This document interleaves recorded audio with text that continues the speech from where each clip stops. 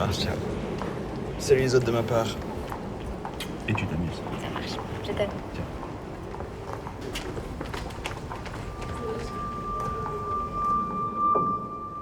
Regarde ce que tu as fait. Regarde ce que tu as fait. Regarde ce que tu as fait. Regarde ce que tu as fait.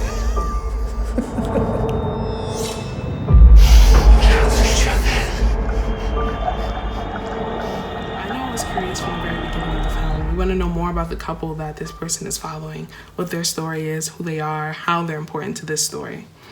It was also very intense flashes that we see. We're just like drawn in from the very beginning, and we just like stay curious and engaged and on the edge of our seat throughout the entirety of the film. It was also very intense watching him like interact with like this other part of himself.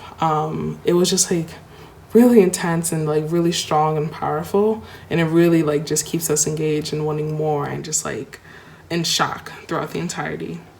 The ending was also jaw-dropping.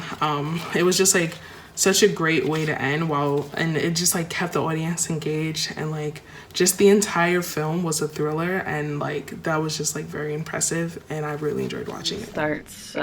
It feels like it starts in a jewelry box with the couple dancing, and then smoothly, might I add, transitions to like the playground of a psychopath. The editors do this with melody, and they also do this with the way that they capture how closely Jacob is being taunted by this other entity. This new devious muscle that he develops. I think it's interesting how the cycle continues, and then it gets super dark super quickly. And I was so shocked at the way that the filmmakers turned it around. The writers gave this unhinged evil that everyone was struggling with a redeeming quality. So I think that's often hard to accomplish and was really well done here. Loved this. I thought it was so well done.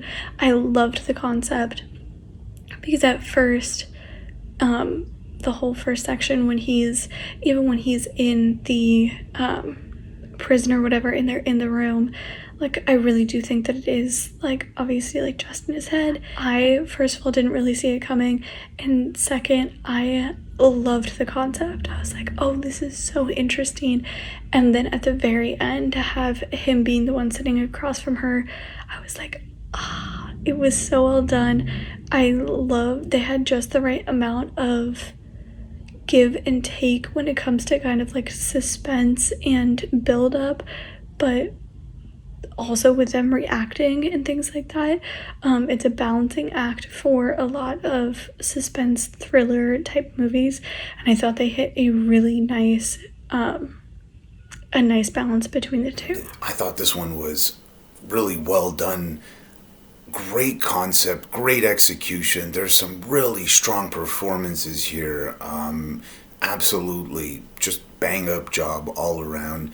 It's really good writing for a sort of psychological thriller. There's just a lot of strong elements that all came together in this one and made just a really great picture. Just thoroughly enjoyed this one. Creepy as hell. It's shot in a super creepy way. Love all the settings, and the performances are great. The the schizophrenic, like the hallucinations are super creepy, and I love like the costume design. The color grading is excellent. From a technical standpoint, this really shines. It's a great little short. The performances are really strong, and from like a writing perspective, I love that there is a twist at the end. It definitely it's like an essential thing for a thriller, and it's hard to do in a short film. This really created that perfect brooding mystery with the shadowy lighting, the ominous music, and just the tone that the actors hit to really inhabit the same world where anything could happen and there's something sinister brimming throughout. The filmmakers really brought up the tension throughout the piece to an unsettling degree, which is perfect. And it created this really interesting tug of reality versus what might be imagined, or psychopathy. the twist into the unconscious and what those lingering memories can do to plague us, I felt was really well thought out. And gave me a little food for thought at the end. I could definitely see this being made into a full feature. It is a psychological thriller that offers a lot of psychology, because it basically takes what many of us sane people would call someone who's suffering from psychological or a schizophrenic disorder, and is looking at the horror from that person's perspective, which is creepy, terrifying, and ultimately ironic. In ways, it kind of reminded me of M. Night Shyamalan's Unbreakable, in that people who we think are victims are actually getting their judgment, their just desserts, if you will. But more actually, it actually reminded me more of Bill Paxton's Frailty, because it sort of puts the heads that we hear in our voices, the consciousnesses, whatever you call it. In this case, it's an actual personality, where you start to guess, is he telekinetic? But it's that, no, it's something more. And it basically disregards, it basically puts light that no one is really truly innocent, and the victims themselves are probably the ones to blame for the danger that happened to them. But splendid work from Monica De Almeida, and not too long, not too short. I think it was just a very tightly done horror narrative. Reminds me of the Tales of the Crypts film from some time ago, I believe the late 70s. But the way that it seems like it's just a traditional horror story, something bad happens to an unsuspecting person, and they have to deal with it, etc. But as it progresses, we realize that this is a morality tale, and that those that we believed were simply victims have turned out to have culpability that we weren't previously aware of.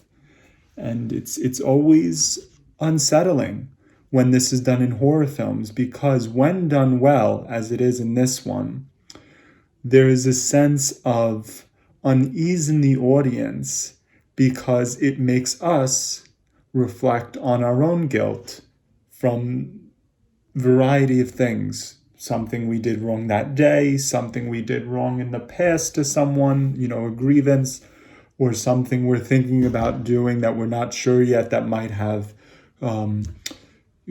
consequences that could hurt someone's feelings, etc.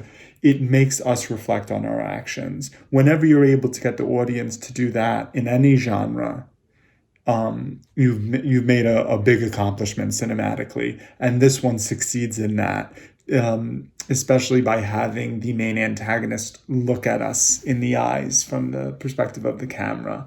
It's very well executed and manages to take some familiar ideas and do something really new and fresh with them.